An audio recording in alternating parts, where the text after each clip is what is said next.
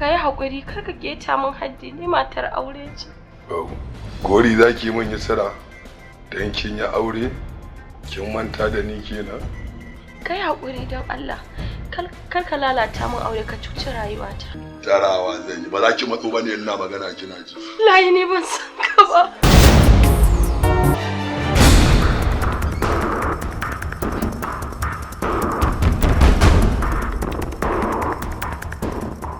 Sai da na gaya miki da zuwa gidan aurenki matsala ne. Wallahi ban san shi ba. Na san ka ne?